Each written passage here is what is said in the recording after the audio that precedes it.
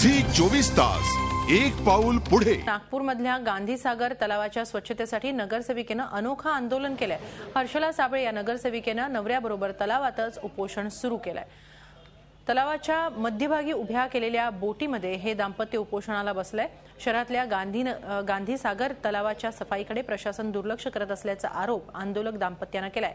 प्रशासनाकडे लक्ष वेधण्यासाठी साबळे दाम्पत्य तलावात बोटीनं फेऱ्या मारतायत। त्यांचं जगावेगळं गांधीगिरी आंदोलन नागपूरकरांचं लक्ष वेधून घेत आहे।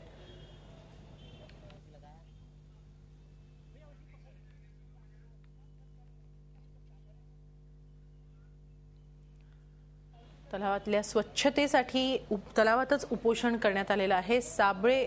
हर्षला साबळे या नगरसेविकेनं आपल्या पतीबरोबर हे अनोखं आंदोलन सुरू केलेलं आहे। तलावात मध्यभागी उभ्या केलेल्या बोटीतच त्यांनी उपोषणाला सुरुवात केली आहे।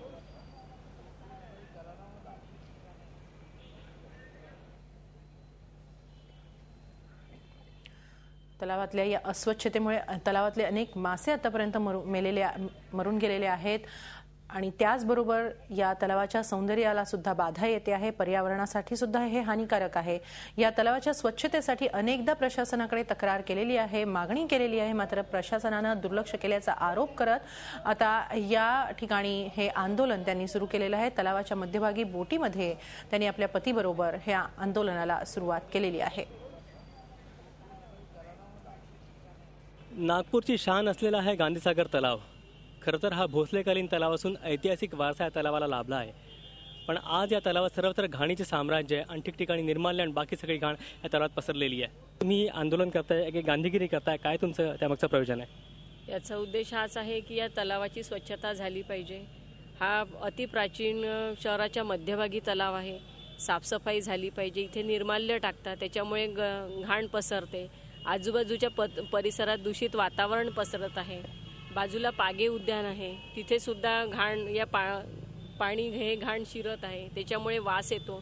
तिथे सकाळी लोक फिरायला येतात, फिरायला आल्यामुळे तिथे सगळी गंदगी पसरलेली आहे, वास येतो, दुर्गंधी पसरलेली आहे, त्याच्यामुळे लोकांना शुद्ध हवा मिळत नाही, घाणीचं साम्राज्य पसरलेलं आहे। तर हा त्रास नाही झाला पाहिजे लोकांना।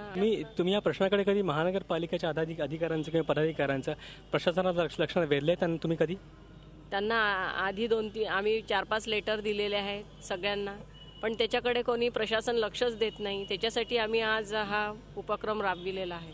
गेल्या 3 महिन्यापासून निविदा काढण्याबद्दल कुठल्याही महानगरपालिकेने पुढाकार घेतला नाही, असं या आंदोलनकर्ता नगरसेवकांच्या त्यांच्या पतीचा आग्रह आहे। व्हिडिओ जर्नलिस्ट रत्नशील सोबत अखिलेश हळवदी, 24 तास नागपूर।